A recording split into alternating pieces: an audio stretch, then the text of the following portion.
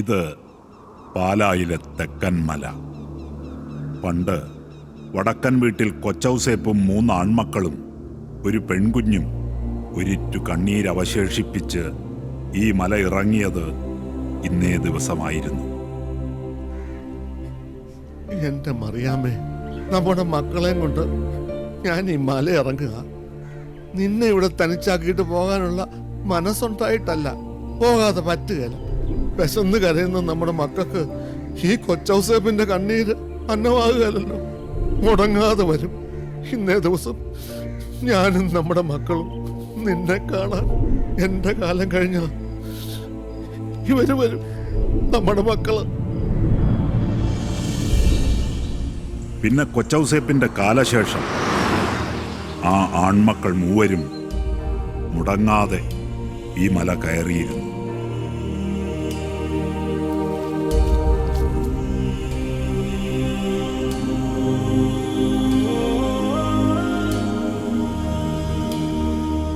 കൊച്ചൗസേപ്പിന്റെ കഠിനാധ്വാനവും കണ്ണീരും, പിന്നെ നിങ്ങളെ 3 ആൺമക്കളുടെ ഒത്തൊരുമയും പ്രയത്നവും, അതിൽ നിന്നുണ്ടായ സ്വത്തും സമ്പാദ്യവും സ്വന്തമാക്കാൻ നന്നായി സ്നേഹിച്ചു കഴിഞ്ഞാൽ നിങ്ങളുടെ മക്കള് അന്യോന്യം കലയിക്കുന്നു. അതും വടക്കം വീട്ടിൽ തറവാട്ടില്. എന്നതാ കുര്യച്ച താനീ പറയുന്നത്? കണ്ടത് സ്വപ്നമാണെങ്കിലും അത് തന്നെ ആവർത്തിച്ച് കണ്ടപ്പോ ഉള്ളിലൊരു പേടി. നാളെ ആ തറവാട്ടുമുറ്റത്ത് കണ്ട ആ സ്വപ്നം യാഥാർത്ഥ്യമായാൽ ആ കല്ലറ കിടക്കുന്ന അപ്പന്റെ അമ്മയുടെ മുന്നിൽ ഞങ്ങൾ ഈ മക്കൾ തോറ്റുപോകു വച്ചോ. എന്റെ അച്ചോ, ഇതായി ചേട്ടായിയുടെ കുഴപ്പം. ചുമ്മാ മനുഷ്യരെ പേടിപ്പിക്കാൻ. ഇതാ പണ്ടുള്ള കാരണവന്മാര് പറഞ്ഞ് കിടക്കുന്നതിന് മുമ്പ് പ്രാർത്ഥിച്ചിട്ട് കിടക്കണമെന്ന്. ഇങ്ങനെ വിഷമിക്കേണ്ട കാര്യമൊന്നും ഇല്ലെന്ന് ഞാൻ ഈ ചേട്ടനോട് പറഞ്ഞാണ് എൻ്റെ അച്ചോ. ഇനി എന്നെ അന്ന് അച്ഛനങ്ങ് തീരുമാനിച്ചേക്ക്. കളക്ടറും പോലീസും മന്ത്രിയും ഒക്കെയായി നന്നായി ജീവിക്കുന്ന ഞങ്ങളുടെ മക്കൾക്ക് കുടുംബസ്വത്ത് വിധിച്ചു കിട്ടിയിട്ട് വേണ്ടാന്നറിയാമല്ലോ. പക്ഷേ കാലം അത്ര നന്നല്ല. ഇപ്പോഴത്തെ മനുഷ്യർ നെട്ടോട്ട് ഓടുന്നത് സ്നേഹിച്ച് ജീവിക്കാനല്ല, തമ്മിൽ തല്ലാനും തല്ലിക്കാനുമാ. ഞങ്ങൾക്ക് 3 പേർക്കും കത്രീനയ്ക്കും ആ തറവാട്ട് വീടും പിന്നെ ഈ കുടുംബക്കല്ലറയും അത് മതി, ധാരാളം. അപ്പന്റെ കഷ്ടപ്പാടും ഞങ്ങൾ മക്കളുടെ വളർച്ചയെല്ലാം നേരിട്ട് കണ്ടിട്ടുള്ള അച്ഛനോട് പറഞ്ഞിട്ടാവാമെന്ന് കരുതി. ഇക്കാര്യത്തിൽ കത്രീനയുടെ തീരുമാനം ചോദിച്ചു. ഏതു നേരവും കണ്ണീരും പ്രാർത്ഥനയുമായി കഴിയുന്ന അവളുടെ ജീവിതം തന്നെ തെറ്റായ ഒരു തീരുമാനത്തിന്റെ ബാക്കിയാണല്ലോ. അവൾക്ക് പിന്നെ പ്രത്യേകിച്ച് കർത്താവിന്റെ ഇഷ്ടാനിഷ്ടങ്ങൾ എന്നാന്ന് നമ്മൾ മനുഷ്യർക്ക് അറിയില്ലല്ലോ. എന്നതായാലും നല്ല മനസ്സുകൊണ്ടെടുത്തൊരു തീരുമാനമല്ലേ, അതിന് കർത്താവിന്റെ അനുഗ്രഹം എപ്പോഴും ഉണ്ടാവും. മനസ്സുകൊണ്ട് ഞാനും പ്രാർത്ഥിച്ചോളാം. വടക്കൻ വീട്ടിൽ തറവാട്. തളിപ്പറമ്പ് ദേശത്ത് 10 ഏക്കർ പുരയിടത്തിലെ കുടുംബ വീട്. 500 ഏക്കർ വിസ്തൃതിയിൽ വടക്കൻ വീട്ടിൽ തറവാട് വക എസ്റ്റേറ്റ്, മറ്റ് കൃഷിയിടങ്ങൾ, അനുബന്ധ വ്യവസായങ്ങൾ, കൂടാതെ VV builders, hospital, school, hotel, theatre, shopping mall, VV transport and exporting എന്നിങ്ങനെ 1500 കോടിയോളം ആസ്തി വരുന്ന സ്ഥാവര ജംഗമ വസ്തുക്കൾ. ഞാനീ പറഞ്ഞ 1500 കോടി ഏതാണ്ടൊരു തുകയാ. ഇപ്പോഴത്തെ മതിപ്പ് വില വെച്ച് അതിലേറെ വരും. എത്രയായാലും എല്ലാവർക്കും തുല്യമായിട്ട് വീതിക്കണം, തറവാട് വീടും പുരയിടവും ഒഴിച്ച്. ഇന്നേക്ക് 3-ാം നാൾ അത് നടക്കണം. പുറമേയുള്ള മക്കൾക്കൊക്കെ എത്താൻ അതൊക്കെ ഒരു ആവർത്തി വിളിച്ചു പറഞ്ഞിട്ടുണ്ട്. അവർക്ക് എത്തിക്കോളും. ഡോക്യുമെന്റ്സ് ഒക്കെ റെഡി ആണല്ലോ. ആ സ്ഥിതിക്ക് ചേട്ടൻ പറഞ്ഞ തീയതിക്ക് തന്നെ കാര്യങ്ങൾ നടക്കട്ടെ. 3-ാം നാളെന്ന് പറഞ്ഞാൽ 1-ാം തീയതി വെള്ളിയാഴ്ച. നല്ല ദിവസമാണ്, നടക്കട്ടെ. വഴക്കും വക്കാണവും ഇല്ലാതെ വടക്കം വീട്ടിലെ ഭാഗം വെപ്പ് അന്ന് നടക്കട്ടെ.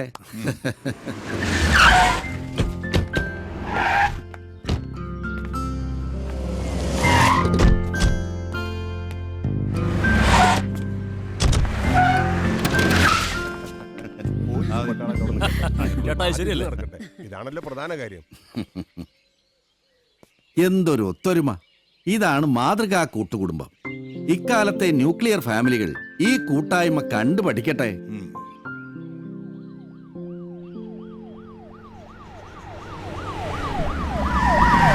കറക്റ്റ്. പറഞ്ഞു തീരും മുമ്പേ പറഞ്ഞെത്തി വടക്കൻ വീട്ടിലെ മന്ത്രി വരവിന്റെ പഞ്ച് കീപ്പ് ചെയ്തു. സാർ 11 മണിക്കാണ് പാലത്തിന്റെ ഉദ്ഘാടനം. 11 മണി കഴിഞ്ഞ പാല അപ്പാടെ ഇടിഞ്ഞു പൊളിഞ്ഞ് വീഴത്തൊന്നുമില്ലല്ലോ. പറയാൻ പറ്റില്ല സാറേ, നമ്മുടെ വകുപ്പാണ്. വകുപ്പ് കോപ്പ്. ഇടോ ഇതൊന്ന് കഴിഞ്ഞോട്ടെ, ഭാഗം വെപ്പാ. വാ. എല്ലാരും എത്തിയോ? എന്റെ അപ്പ ഒന്നും പറയണ്ട. നമ്മുടെ തളിപ്പറമ്പ് ഇരിട്ടി റോഡില്ലേ, ഞാനായിട്ട് ഉണ്ടാക്കി കൊടുത്തതാ. അതിന്റെ ഉദ്ഘാടനം കഴിഞ്ഞ് ആദ്യം പോയ പാണ്ടിലോറിയുടെ പിറകെ ടാർ ഒട്ടിപ്പോയി കുഴിയായി. ആ കുഴിയിൽ നാട്ടുകാർ വാഴ നട്ടു. അതിന്റെ പേരിൽ നിയമസഭയിൽ പ്രതിപക്ഷ ബഹളം. വിശദീകരണം കൊടുത്തില്ലെങ്കിൽ പൊതുമരാമത്ത് മന്ത്രി വി ജോസഫ് കുര്യൻ അഴിമതിക്കാരനാണെന്ന് ചാനലുകാർ പറയും. വടക്കം വീട്ടിലെ മന്ത്രിക്ക് അഴിമതി കാണിക്കേണ്ട കാര്യമില്ലെന്ന് ഉമാർക്ക് അറിയത്തില്ലല്ലോ, അല്ലടാ? പിന്നല്ലാതെ. ആ, ഇനി വിശദീകരിച്ച് സമയം കളയണ്ട. വക്കീലേ, ഭാഗപത്രം വായന തുടങ്ങിക്കോ. വക്കീലേ, തുടങ്ങാൻ വരട്ടെ. എന്നതാ കാര്യം? അല്ല, അത് അവൻ എത്തിയിട്ടില്ല. ആര്? കൊച്ചുകുഞ്ഞ്.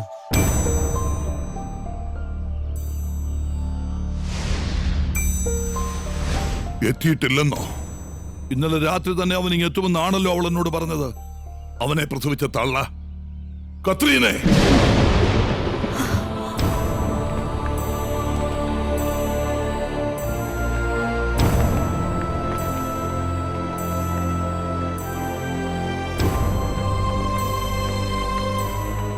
അവൻ എന്തിയെ? നിന്റെ സന്തതി ഇന്നലെ ഞാൻ വിളിച്ചപ്പോ എന്നോട് പറഞ്ഞത് ബാംഗ്ലൂരിൽ നിന്ന് വന്നോണ്ടിരിക്കുക, നേരം വെളുക്കുന്നതിന് മുൻപേ ഇങ്ങ് എത്തുന്ന. എന്നിട്ടെന്നാ അവന് മാത്രം ഇതുവരെ നേരം വിളിച്ചില്ലേ? അവൻ എത്തുകയല്ല, ഞാനതൊരു 1000 തവണ പറഞ്ഞതാ. മനുഷ്യനെ ഒരുമാതിരി കൊരം കളിപ്പിക്കുന്ന പണിയാ, അത്രേ ഉള്ളൂ. ഇതൊന്നും അല്ലെന്നേ, മൂക്കറ്റം കള്ളും പോന്തി ഏതവന്റെങ്കിലും പരിയമ്പുറത്ത് കയറി മൂടിപ്പോച്ച് കിടപ്പുണ്ടാവും. അപ്പ എന്നെ കൊണ്ടൊന്നും പറയിപ്പിക്കണ്ട. നിർത്ത്. എനിക്കിപ്പോ അറിയണം ആ താന്തോന്നി എവിടെ ഉണ്ടെന്ന്. എനിക്കിപ്പോ അറിയണം. തങ്കച്ച, വിളിക്കവനെ. വടക്കൻ വീട്ടിൽ കൊച്ചുകുഞ്ഞിനെ വിളിക്കാൻ. വടക്കൻ വീട്ടിൽ കൊച്ചുകുഞ്ഞ്, വടക്കൻ വീട്ടിൽ കൊച്ചുകുഞ്ഞ്, വടക്കൻ വീട്ടിൽ കൊച്ചുകുഞ്ഞ്.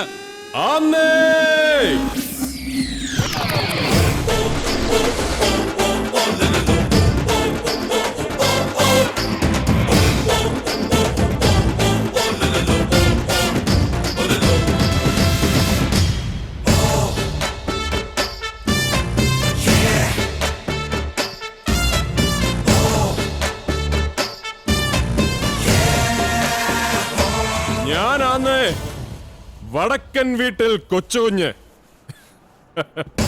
കാറ്റ് പറഞ്ഞതും പൊള്ള്, കടല് പറഞ്ഞതും പൊള്ള്, കാലം പറഞ്ഞതും പൊള്ള്.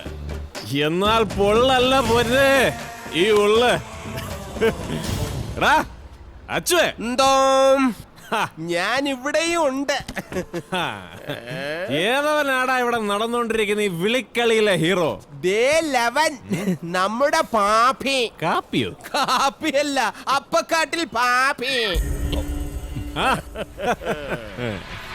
എന്നതാടാ പാപ്പി, വാഴക്കൂമ്പിന്റെ മൂപ്പോലും ഇല്ലാത്ത നിന്നെ ഇങ്ങോട്ട് പറഞ്ഞയച്ചിരിക്കുന്നത്? അപ്പക്കാട്ടിലെ കാർന്നോന്മാരൊക്കെ സ്വന്തം ഡിസ്റ്റിലറിയിലെ വാറ്റടിച്ച് കണ്ണും കാതും പോയി കിടപ്പായോ? അതല്ലെങ്കിലും പണ്ടും അങ്ങനെയാണല്ലോ ഫ്ലാഷ് ബാക്ക്. എന്റെ വല്യപ്പൻ നേരും നെറിയുള്ള കള്ളു കച്ചവടക്കാരനായി നിവർന്നു നിന്ന സമയത്ത് അപ്പക്കാട്ടിലെ ഇവന്റെ അപ്പന്മാര് ആ ഡിസ്റ്റിലറിയിൽ നഞ്ച് കലർത്തി 10-40 എണ്ണത്തിനെ കിടപ്പിലാക്കി തുടങ്ങിയതാ ഈ ബിസിനസ്. അങ്ങനെയുള്ള അപ്പക്കാട്ടിൽ നിന്ന് മുളച്ചു വരുന്ന ഇവനെങ്ങനെയാണ് ഹീറോ ആകുന്നത്? ഇവൻ വില്ലനല്ലേ, വില്ലൻ. അന്ന് നിന്റെ വലിയ തന്തയുടെ ഒസ്യത്ത് പ്രകാരം നിർത്തിയതല്ലടാ നിന്റെ കാരണവന്മാർ ഈ കച്ചവടം. പിന്നെ എന്നാത്തിനാടാ നിന്നെ ഇപ്പൊ ഇങ്ങോട്ട് കെട്ടിയെടുത്തത്? എടാ, അത് കാരണവന്മാര്. ഇത് വടക്കൻ വീട്ടിൽ കൊച്ചുകുഞ്ഞും മരിച്ചുപോയ എന്റെ വല്യപ്പൻ കൊച്ചൗസേപ്പൻ തമ്മിലുള്ള ഡയറക്റ്റ് സാറ്റലൈറ്റ് കമ്മ്യൂണിക്കേഷൻ. എന്റെ സാറന്മാരെ പറഞ്ഞ നിങ്ങൾ വിശ്വസിക്കുകയല്ല. പക്ഷെ ഇന്ന് രാവിലെ ദൂരദർശനിലെ സുപ്രഭാതം പരിപാടിയിൽ വടക്കൻ വീട്ടിൽ കൊച്ചൗസേപ്പ് നേരിട്ട് പ്രത്യക്ഷപ്പെട്ട് പറയാണ്, മോനെ കൊച്ചുകുഞ്ഞ്, നീ റേഞ്ച് വിട്ടേക്കല്ലടാ, വിട്ടാ നിന്റെ വല്യപ്പൻ ഔട്ട് ഓഫ് റേഞ്ച് ആയി പോകും. മൂക്കറ്റം കള്ളം വലിച്ചു കയറ്റി വന്നിട്ട് ഇവിടെ കിടന്ന് തമാശിക്കല്ലേ, ഇത് ലേലം വിളിയാ. എന്റെ പൊന്നെ പാപ്പി, നീ ഇവിടുന്ന് വിളിച്ചെടുക്കാൻ പോകുന്നത് പാൽപ്പായസമൊന്നും അല്ലല്ലോ, നല്ല 1-ാം തരം കള്ള് തന്നെയല്ലേ. അതുകൊണ്ടാണ് കൊച്ചുന്ന് രാവിലെ 2 എണ്ണം കീറിയേച്ച് കയറി വന്നത്.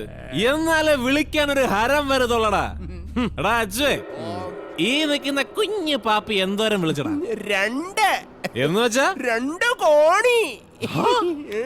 അത് കൊള്ളാലോടാ. എന്നാ പിന്നെ വടക്കൻ വീട്ടിൽ കൊച്ചുവിന്റെ വക ഇരിക്കട്ടെ ഒരു 2.5 എന്ന് വെച്ചാ 2,50,00,000. എന്നാ പറ്റി? ഓട്ടമുക്കാരനക്ക് ഗതിയില്ലാതെ മൂക്കറ്റം കള്ളും കയറ്റി തേരാപ്പാരാ നടക്കണ നിന്റെ കയ്യിൽ എവിടുന്നാടാ ഈ 2.5 കോലി? മോനെ പന്നപ്പി, കൊച്ചുകുഞ്ഞ് വടക്കം വീട്ടിൽ തറവാട്ടില്ല. ഞങ്ങളുടെ പുറമ്പോക്ക് ഭൂമിയിൽ ചുമ്മാ മുളച്ചു വെക്കുന്ന പോതപ്പുല്ല് ചെത്തി വിറ്റാ കിട്ടും നീ പറഞ്ഞ കോലി. വിടുവായത്തം പറഞ്ഞു വെക്കാതെ കേറ്റി വിളിയടാ. 3. എന്നതാ? 3 കോടി. അത് ശരി. എന്നാ പിന്നെ ഇനി വേറെ ഒന്നും നോക്കാനില്ല. 5. ഓഫീസർക്ക് മനസ്സിലായില്ലാന്ന് തോന്നുന്നു. 5 കോടി, ഐ മീൻ 5 കോട്സ്. എടാ അച്ചു, 5-നൊരു പഞ്ച് പോരല്ലോടാ. അയ്യോ പാവം, എന്നാൽ കേട്ട് വിളിച്ചോട്ടെ കൊച്ചുകുഞ്ഞ്. 5 കോടി 50 പൈസ. ഈ ശബ്ദം ഞാൻ എവിടെയോ കേട്ടിട്ടുണ്ടല്ലോ. എന്നാ പറയുന്നടാ പാപ്പി? അതെന്നാ പോക്കടാ കോപ്പേ. ഈ കൊച്ചുകുഞ്ഞിനോട് ജയിക്കാൻ ഒരു 50 പൈസ ഇല്ലേ നിന്റെ അപ്പന്റെ കാട്ടില്? ആണാണെ കേറ്റി വിളിയടാ. 5 കോടി 100 പൈസന്ന്. അതല്ലെങ്കിൽ ഞാൻ ഇപ്പൊ വിളിക്കും. നിന്റെ അപ്പൻ അപ്പക്കാട്ടിൽ കുട്ടപ്പന്റെ അപ്പൻ കറിയാച്ചന്റെ അപ്പന് വിളിക്കും. പോടാ. സൈലൻസ്. ലേലം ഉറപ്പിക്കാൻ പോകുന്നു. വടക്കൻ വീട്ടിൽ കൊച്ചുകുഞ്ഞ് 5 കോടി 50 പൈസ. 1 വട്ടം, 2 വട്ടം, 3 വട്ടം. എടാ ഫിലിപ്പോസേ, എന്നാ 50 പൈസ. ബാക്കി 5 കോടി നീ അങ്ങിട്ടേക്ക്.